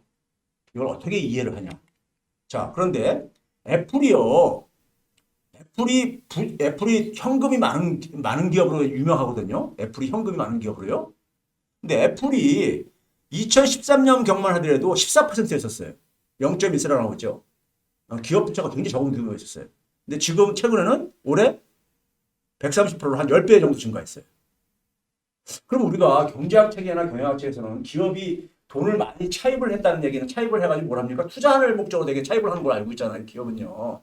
그렇죠? 그런데 뚜껑을 열어보니까 자, 애플이 차입을 가지고 2012년도에는 그러니까 이 바이백이라는 게 뭐냐면 자기 기업의 주식을 매입하는 겁니다.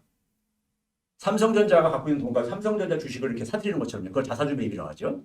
2012년에 100억 달러 정도 됐었는데 올해 4,600억 달러. 46배가 증가했어요.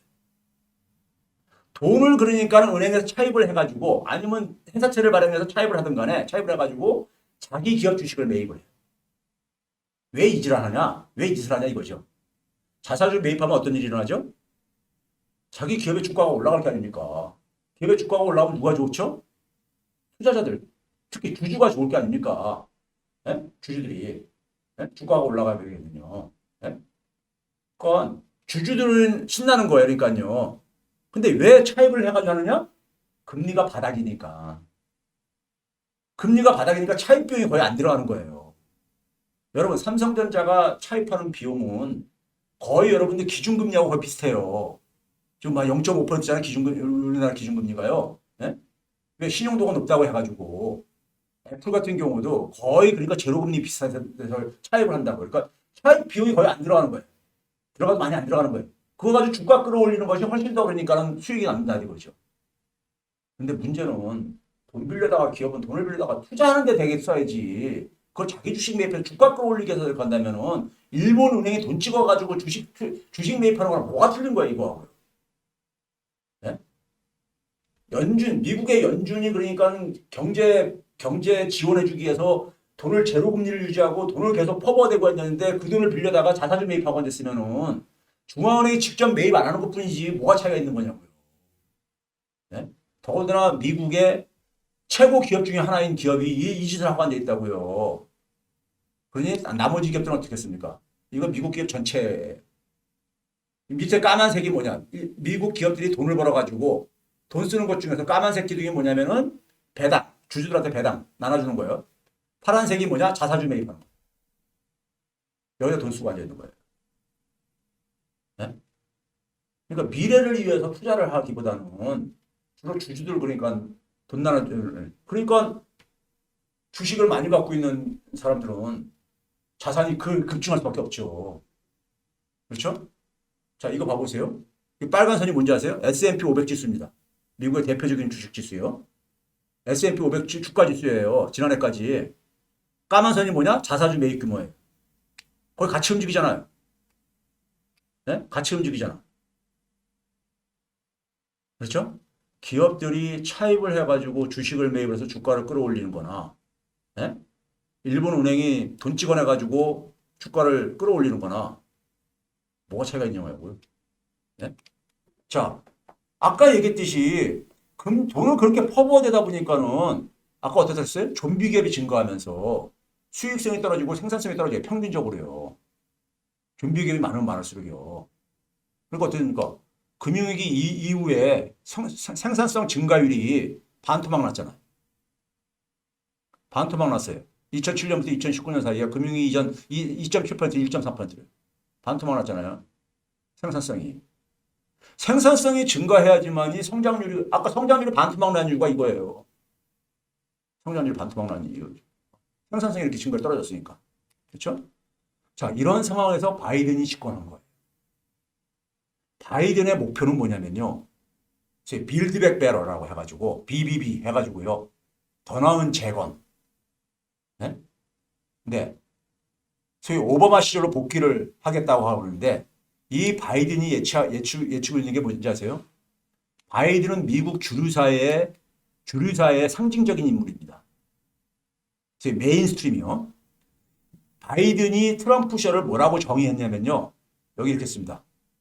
Disgrim era of demonization. 이게 뭐냐면은 이게 굉장히 종교적인 표현입니다. 네? 미국은 기독교 나라서 그런지 악마화의 시기였었다. 트럼프 시기에 그러니까 미국의 악마화가 진행된 시기였었다 이거예요. 네? 그래가지고 그러다 보니까는 해외로부터는 존경도 못 받고 깡패 국가라고 소문 듣고, 네? 네? 그러니까 과거에는 미국이 그러니까 세계로부터 존경을 받고 세계의 등불이라고 그렇게 했었는데 리더 국가라고 했는데 깡패 국가 소리나 듣고 이렇게 됐다 이거예요. 거기다 보면 미국 사회가 굉장히 천박해졌다 이거예요. 미국 사회가요. 80년대 같은 경우는 보게 되면요. 미국 사회의 그 하나의 규범 중에 가장 그 핵심적인 게 미국 사회를 상징하는 규범이 뭐냐면요. 배려입니다. 케어예요. 80년대 제가 미국에서 공부할 때만해도 이 있는 사람들 중산층들은요. 상당히 그러니까 이 상대방에 대한 이 배려하는 이런 것들이 미국의 사회 규범 중에 가장 그러니까 우리가 그 존경할 수 있었던 하나의 규범인데 90년대 제가 이제 미국에 다시 가보니까요. 그게 많이 약해져 버렸어요. 그래서 제가 그런 말이 딱 떠오르더라고요. 우리 속담에 인심은 저기 이 곳간에서 나온단 말 있잖아요. 사람이 좀 자기가 좀 이렇게 먹고 살 만한 게 돼야지 상대방한테 좀 신사 역할도 하고 숙녀처럼 하고 그러지. 자기가 그러니까 먹고 살 적이 없으면은 우리가 뭐 3일 굶었는데 도둑질 안 되는 사람 없다 이런 말이 있듯이요. 사회가 굉장히 거칠어지는 거예요. 네? 사회가. 근데 트럼프 시기에 이게 굉장히 이제 그러니까는 천박해졌다 이거예요. 그러니까요. 막. 네? 천박해졌는데 이거를 그러니까 미국의 이 주류 사회가 볼 때는 미국 사회가 옛날에는 참 진짜 세계에서 존경도 받고 참 서로 그러니까 뭐 케어도 하고 이렇게 했었는데 그리고 많은 일반 서민들이 미국이나 꼭 아메리칸 드림이라는 걸 갖고 있었고 그랬는데 이게 다 무너졌다 이거예요. 이게 다 무너졌다 이거예요. 이걸 다시 복원시키겠다는 거예요. 이걸 다시 복원시키겠다는 거예요. 바이든이요. 이게 가능하냐? 제가 볼 땐 불가능합니다. 결론부터 얘기했네요. 왜 불가능하냐? 자, 오바마가 집권했을 때요. 금융위기 터지고 나서 집권했습니다. 오바마. 미국 민주당이나 우리나라 민주당이랑 비슷해요.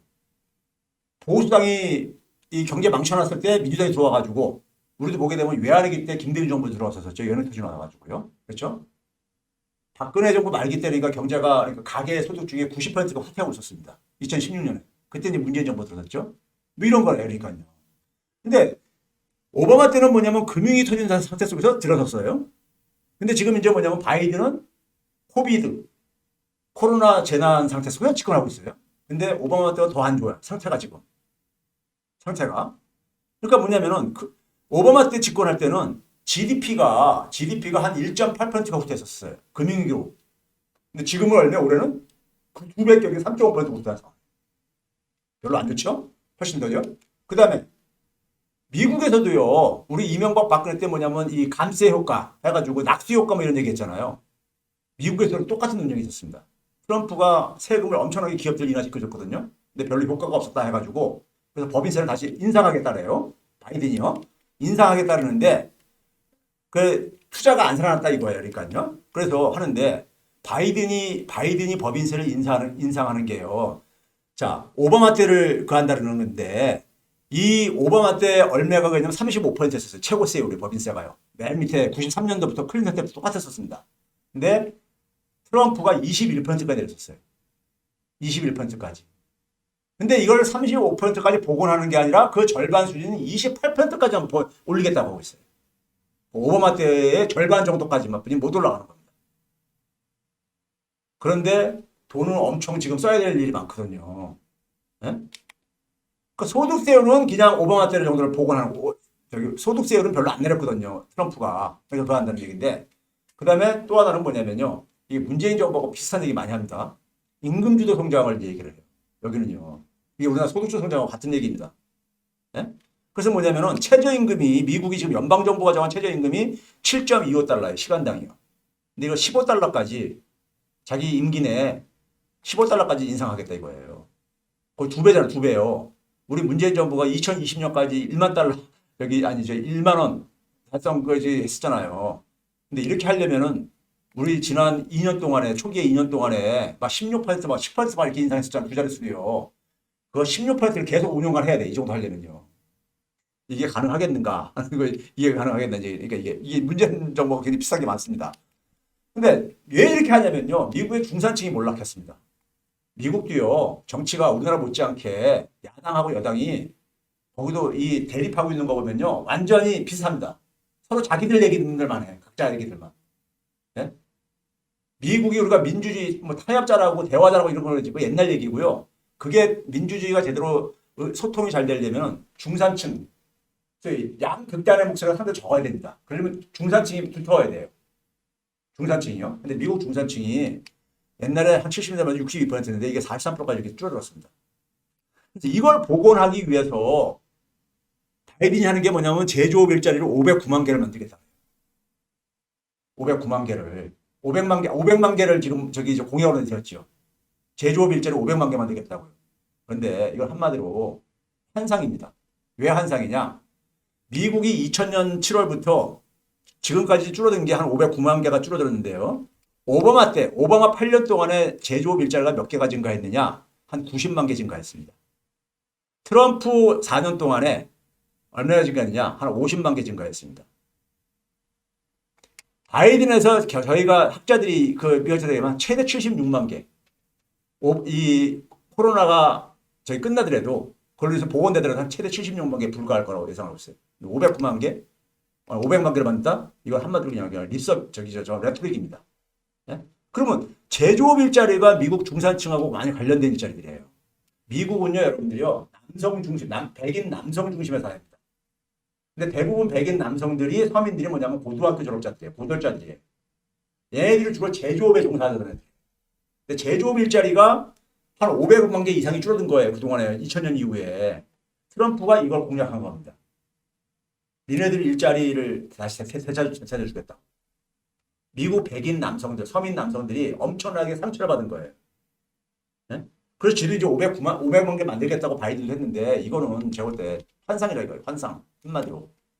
미국은요. 왜 그러냐면 미국 제조업을 상징하는 게 제너럴 일렉트릭 같은 기업이에요. 한번 봐보세요. 2000년에 주가가 정점을 찍고 쭉 떨어져요.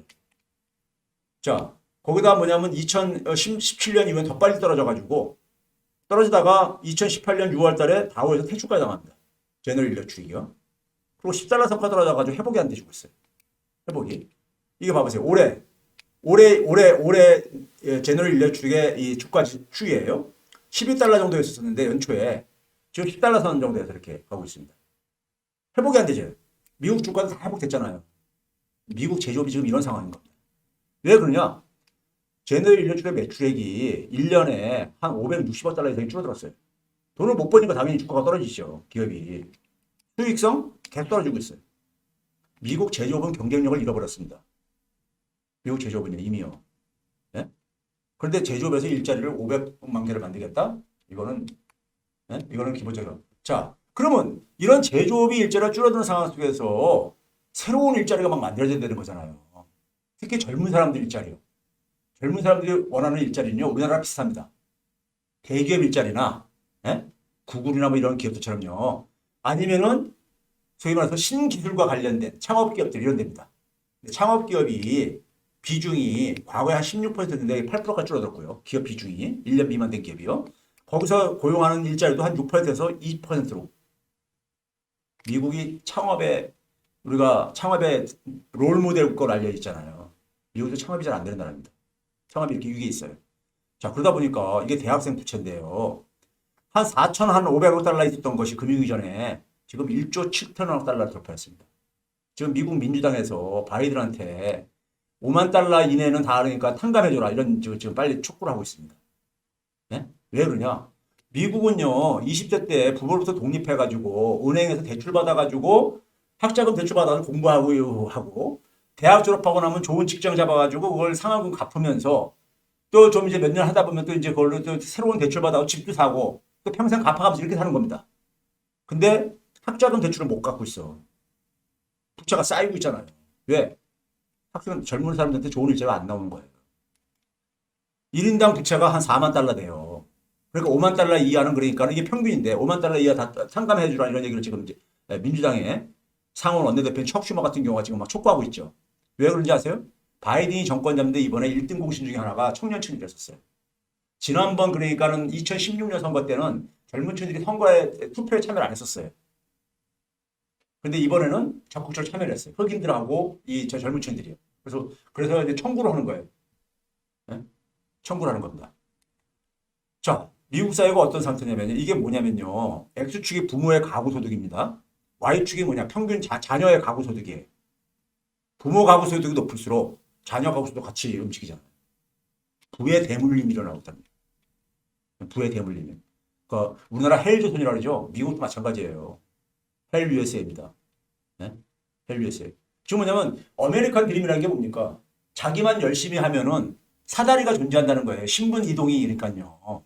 네? 신분상의 이동이 가능하다는 게 이게 아메리칸 드림의 핵심적인 얘기잖아요. 근데 미국 사회는 이게 깨진 게 벌써 오래됐습니다. 네? 자, 미국의 젊은 층들의 미국의 젊은 층들이 주로 우리가 플랫폼 노동자라고 그러죠. 우리 뭐 앱에 이 배달 서비스 뭐 이런 거, 퀵 서비스 이런 것들 같은 경우들이요. 35세 미만 중에서요. 미국의 이 독립 노동자 중에서 35% 이상이 여기에 관련 이런 일자리예요. 그러니 학자금 대출 제대로 갚을 수 있겠냐고요. 네? 그렇죠? 자, 거기다가 우리가 미국의 최고의 경쟁력을 하려면 여러 가지를 얘기할 수 있지만은 저는 미국의 핵심적인 경쟁력이 뭐라고 보냐면요. 금융, 그다음에 대학교 미국이 전 세계 최고라고 하잖아요. 우리가 유학도 많이 가듯이. 그렇죠? 그다음에 혁신, 역량 이런 것들을 얘기했단 말이에요. 근데 금융은 이 망가진 거 여러분들 앞에 좀 봤죠? 금융이 터진 거도요. 미국의 대학이요. 미국의 기업들에서 버림받고 있습니다.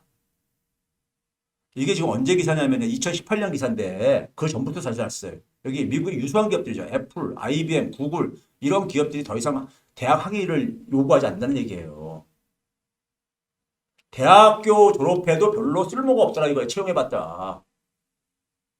미국 대학, 세계에서 가장 경쟁력이 있는 미국 대학이 이렇게 기업들한테 버림받고 있습니다. 우리나라는 인구가 줄어들어가지고 지방대학들이 문 닫는다 그러죠. 미국은 젊은층 인구가 아직도 늘어나는 사회예요. 이민자 사회이기 때문에. 근데도 대학 졸업장을 기업이 먼저 하니까는 별로 도움이 안 된다 이거예요. 자기들 돈 못 벌어주더라 이거예요. 네? 기업은요, 돈 벌어주면 다 채용합니다. 채용하지 말래도요. 채용해보니까 돈도 별로 못 벌어주고. 네?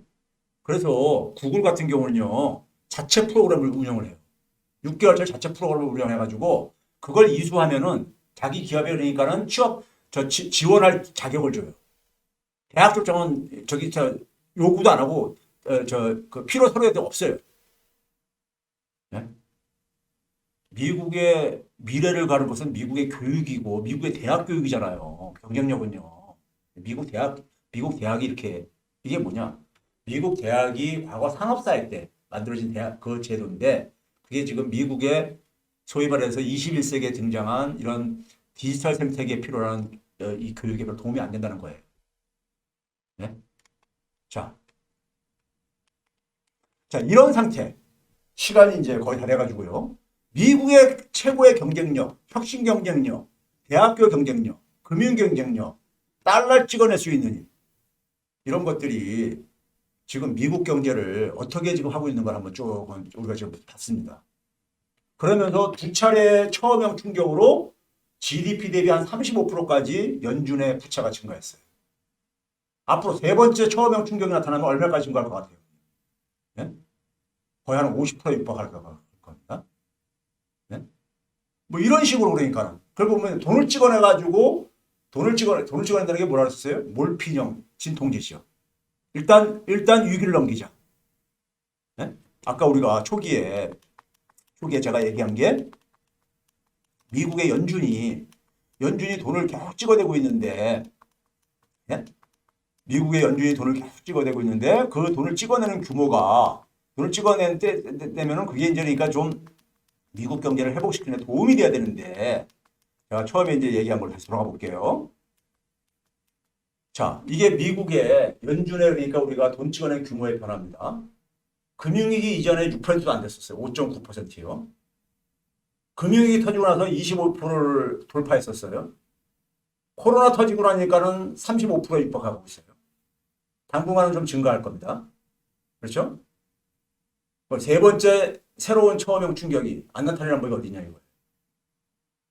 그렇죠? 그런데 문제는 이런 새로운 처음형 충격에 미국 시스템이 별로 도움이 안 된다는 거예요. 지금요. 21세기에 새로 등장한 새로운 산업들에서 필요로 하는 인력도 제대로 공급 못 해주고 있고 그 속에서 새로운 창업도 그렇게 하니까 과거처럼 이게 왕성하지가 않다 이거예요. 그럼 우리가 아까 일본이 잃어버린 30년 됐다 그랬죠? 산업 재편에 실패했기 때문입니다. 산업 재편을 이 돈을 공급하는 건요. 시간만 벌어주는 것뿐이에요. 근본적인 건 산업 재편이 돼야 되는 것이고 근본적으로는 좋은 일자리를 미국의 서민들한테 많이 좋은 일자리를 만들어줘야 되는 것이죠. 그렇죠? 이걸 못하는 한에 있어서는 돈을 공급하는 거는 근본적인 해법이 되지 못한다 이거예요.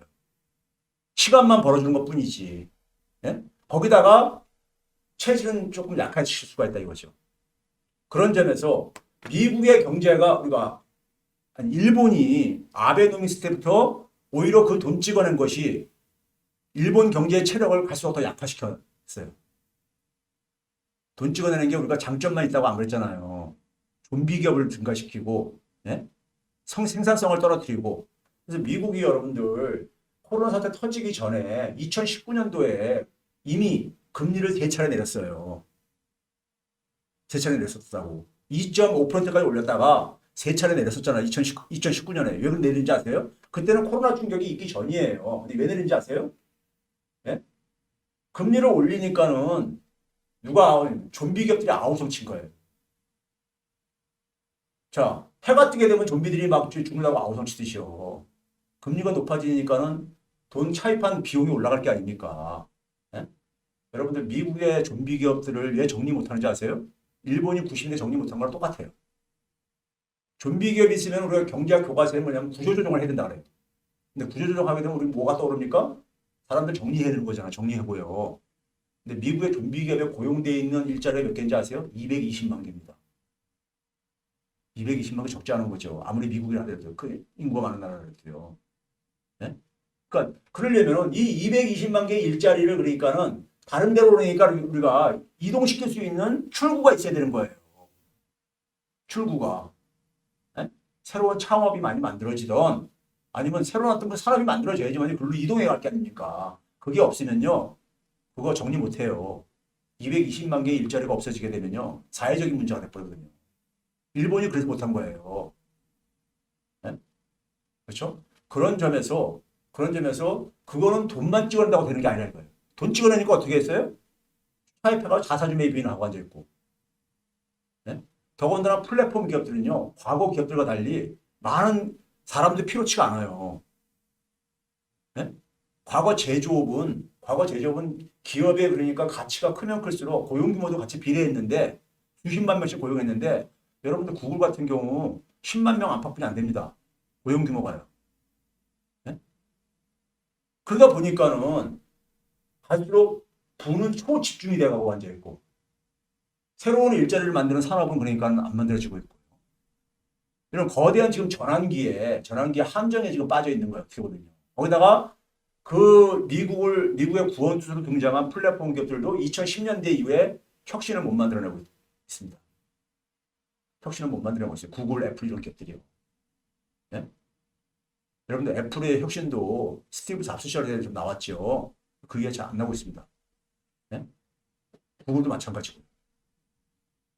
자, 그런 상황 속에서 이 새로운 초험형 충격이 앞으로 이제 그러니까 이게 더 나타날 수도 있고, 그다음에 미국 경제 체력이 약해지는 것 자체가 세계 경제에는 굉장히 새로운 초험형 충격이 될 수 있다는 겁니다.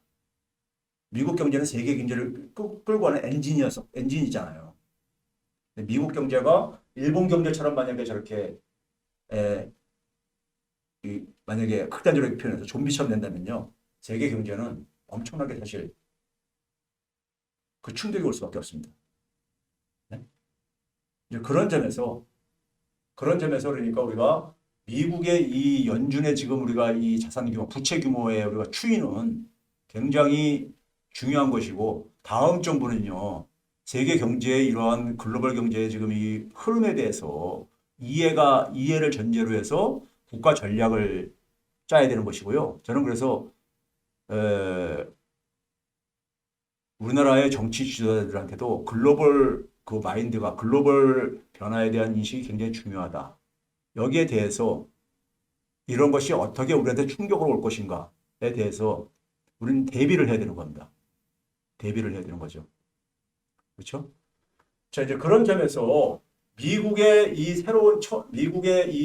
지금 연준의 지금 부채 추이를 보게 되면은 또 다른 새로운 처음을 만들어낼 하나의 원인으로 작용할 가능성이 이제 크다는 점으로서 시간이 다 돼가지고요. 일단은 여기까지 해가지고 일단 오늘 미국 경제를 이해하는 시간을 로 마련을 했습니다. 마련했고요.